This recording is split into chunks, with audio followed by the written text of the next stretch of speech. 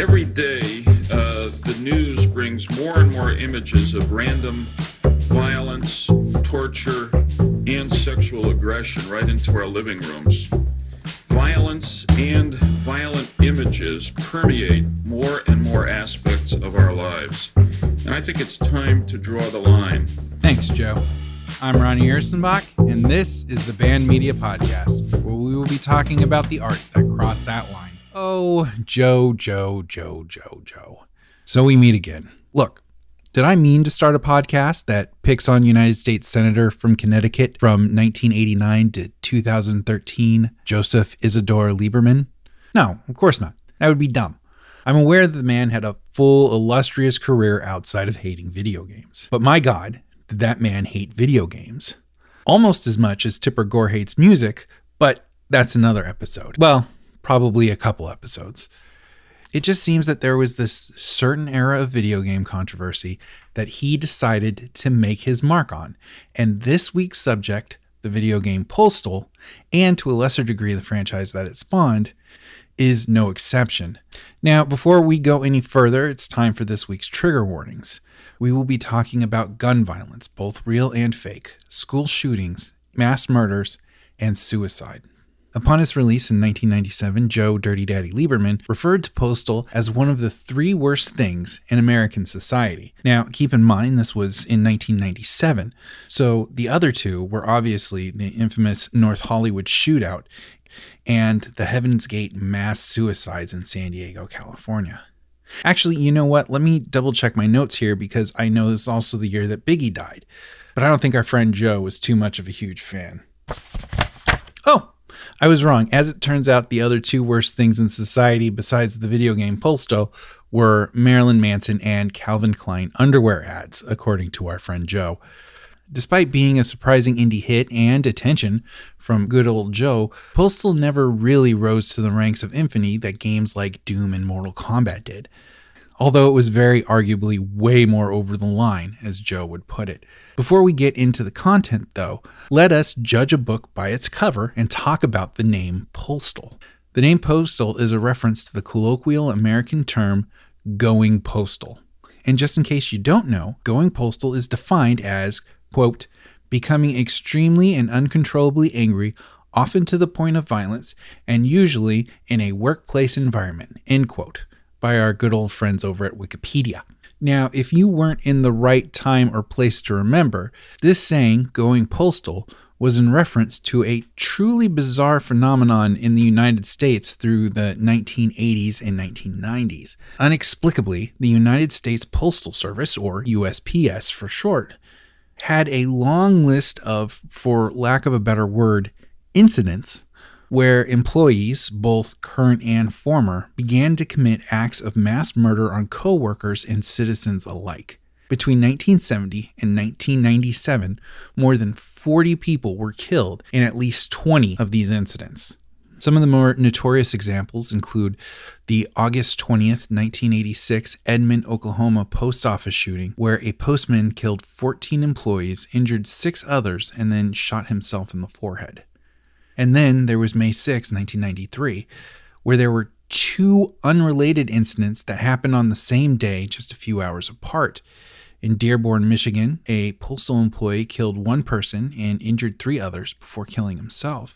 In Dana Point, California, another postal worker killed his mom, her dog, and then went to work and shot 2 of his co-workers, one of whom died.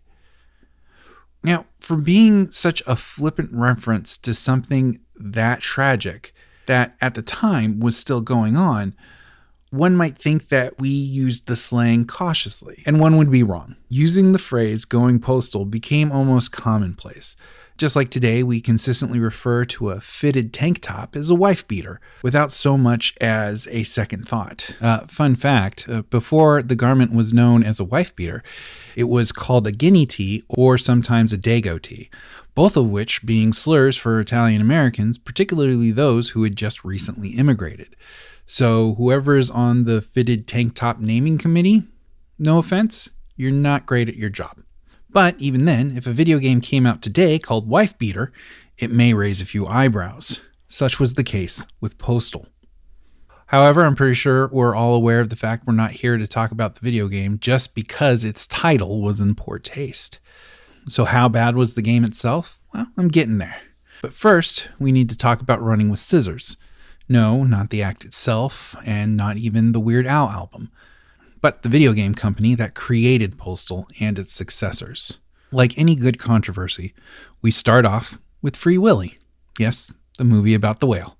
RAINN Software Production, which we'll just call RSP for short from here on out, was founded by Vince Desi, a sort of business jack of all trades that had come up through various kinds of industries, and Mike Rydell, a Rochester Institute of Technology dropout that Desi had hired back when they were both working for Atari. RSP mainly focused on edutainment games.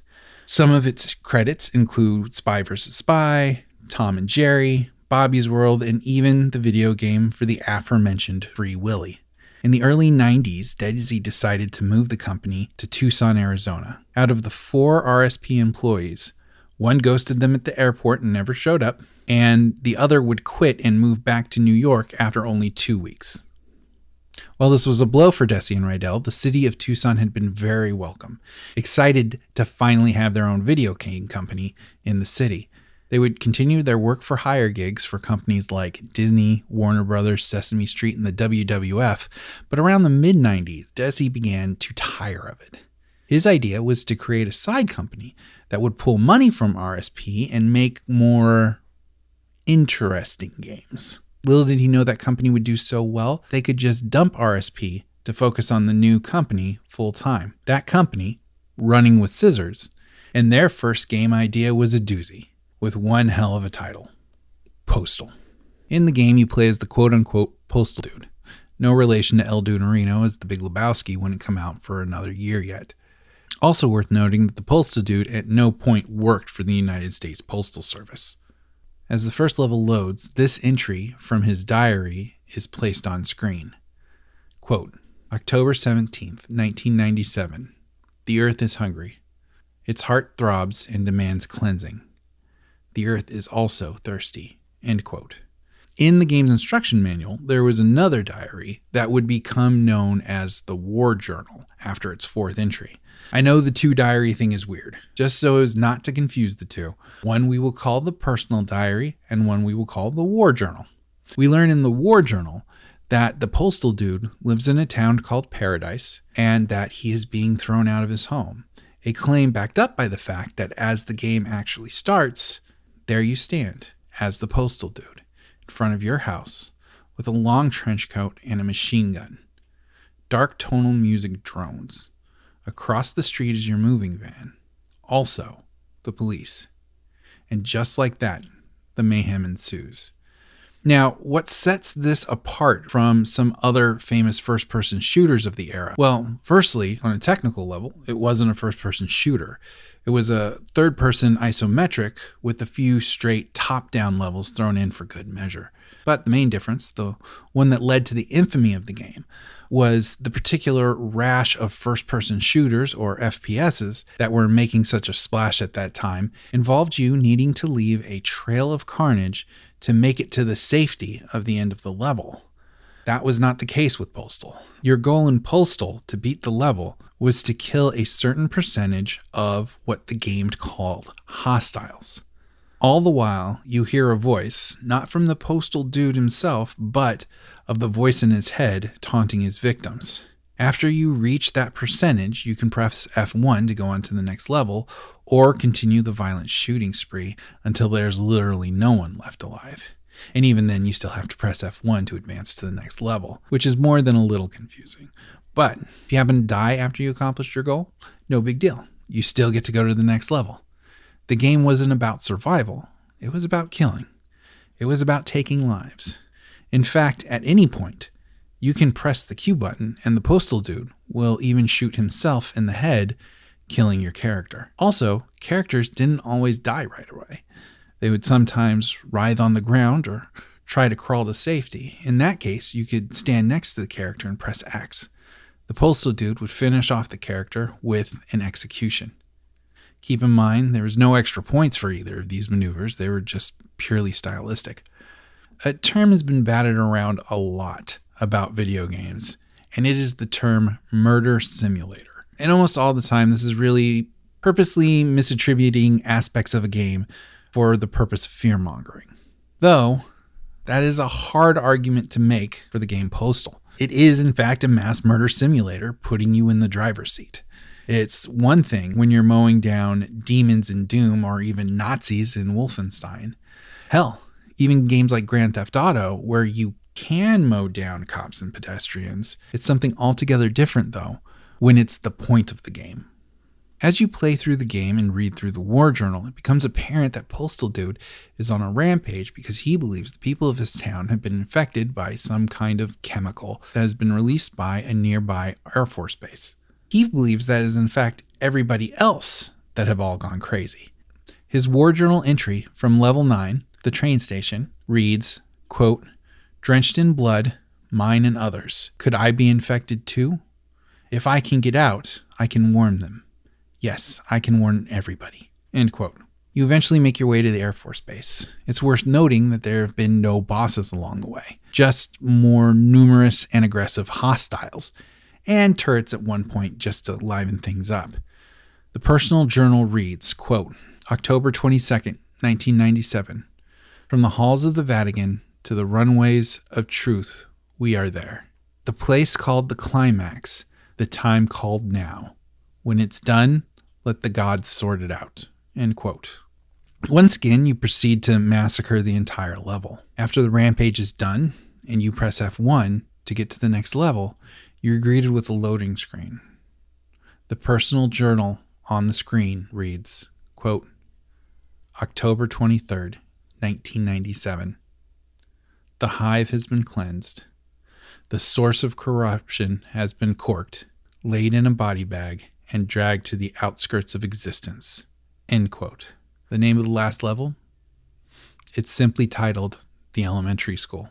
The level fades up, and the title was nothing else if not honest. You stand, machine gun in hand, as you look out at the elementary school, the playground no less, filled with kids playing together, going down the slide, swinging on the swings and teetering their totters. The object of the level becomes deadly clear, deadly fast. It's time to murder some children. Here's a quick side note, though. I am, in fact, a foster parent, so if you could please not tell the DCFS that I said time to murder some children, I would really appreciate that. I do not want to deal with that paperwork. The game's saving grace, or where they chicken shit it out, depending on your personal taste, is that as you let loose your weapon on the children, no matter what you throw at them, there's no effect whatsoever. You continue until the Postal Dude drops to the floor. Next time we see him, he's chained up in a mental hospital with an orchestra of bizarre and ghoulish noises. You can barely make out the voice of a doctor talking off screen, and we would find out while the elementary school may or may not have been a delusion, the rest of the game certainly was not.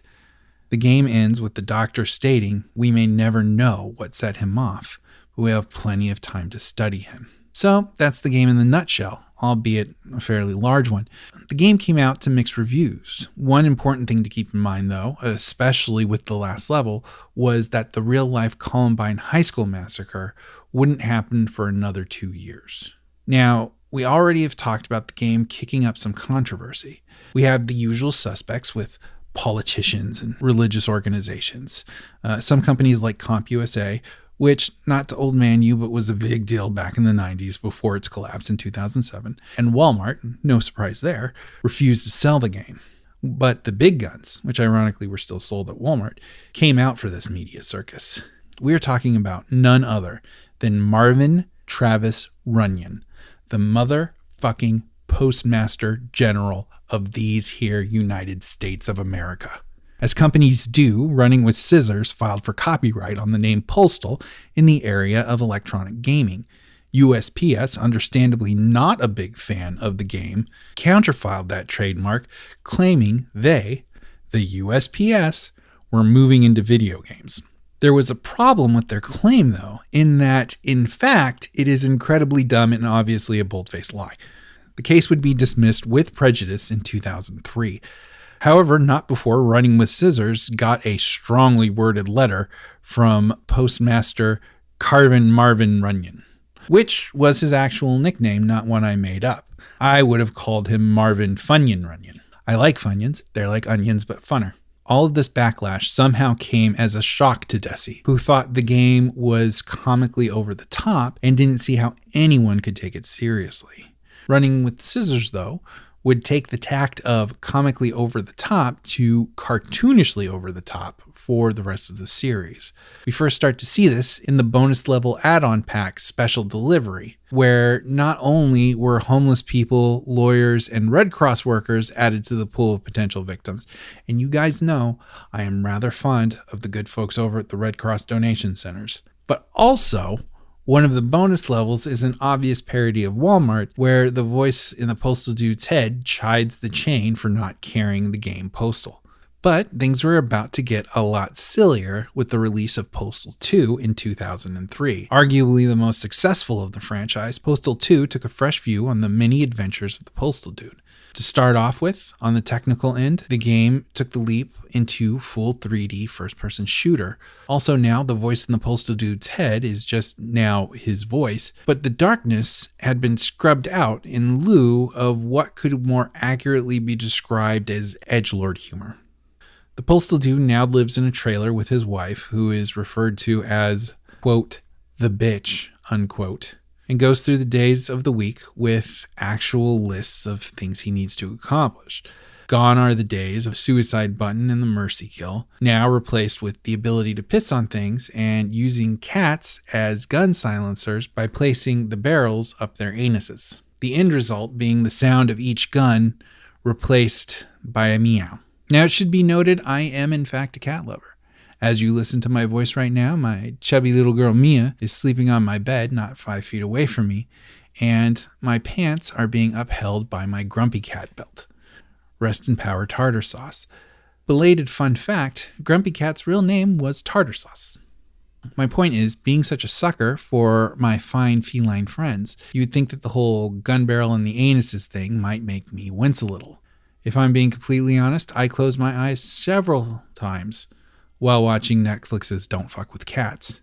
But in all honesty, the whole game is so cartoonishly over the top that it's a struggle to take anything it does seriously.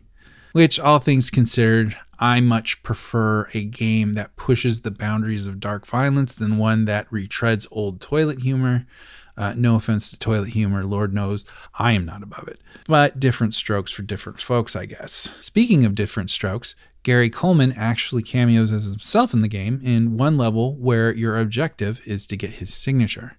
All in all, it's a fun, goofy little game, but, and you'll have to excuse my hipster here, not nearly as remarkable as the original. With all that being said, there's actually a really neat mechanic in the second game. It becomes increasingly difficult to pull off, but you can actually complete the game without using any sort of violence. Oh, others will use violence against you, but you can go through the whole thing accomplishing all of your tasks, just avoiding getting killed and still win the game. It was a kind of tongue-in-cheek feature that addressed all the violence from the first game, or at least addressed the people who had a problem with the violence in the first game. Like take a look at this, now you don't have to play it violently. A movie adaptation of the video game was made by, let's say, infamous director Uwe Boll. It's based on the events of part 2, though, and really the thing most memorable about it is you get to see Dave Foley's dick. The man was in Kids in the Hall and News Radio, so put some respect on that penis. A third was made, but became such a fiasco that even Running with Scissors disavows it. In fact, the third one was such a clusterfuck that it deserves its own episode. You know, on a podcast that isn't this podcast. The original Postal would actually see a spiritual successor in a game called Hatred, released in 2015. Though the game was made by a completely different creative team and publisher, it brought back the elements not only of the isometric view, but also the isolated loner hell-bent on murdering as many people as he can before he kills himself. While Hatred was also met with controversy and earned the ESRB's AO rating for adults only, one of the few games to do so without any sexual content, it never really found a niche. Reviews were generally negative and it seemed a little bit too little too late. like a flip phone in the age of smartphones. Though maybe Joe Lieberman can play it in his free time now that he's retired. I hear it's cheap on Steam right now. So the original Postal stays in its own little slice of controversial video game history. There's a part 4 being worked on right now, but it is much more in tone with the second than the original. But when all is said and done, at least they got that pesky Postmaster General off their asses, who, may I remind you, was in charge of the organization that so collectively lost its marbles that we had a common phrase for someone in its employ engaging in mass murder. Running with scissors was just some folks in Arizona who made a few dumb games. Oh, and final fun fact, I'll miss you, friends. Thanks for listening, and we'll catch you next time on the Band Media Podcast. Oh, there goes that music again. Follow us on Instagram and Facebook at Band Media Podcast. Email us at bandmediapodcast@gmail.com. You can follow me on Twitter at Ronnie Ursenbach. And please like, comment, subscribe. And if you donate blood, come join our Band Media Podcast team on the Red Cross app. And if you don't donate blood, then think about starting and then do the thing I just said. Well, that's enough of my rambling for now, but keep being wonderful, dear listeners. Adios.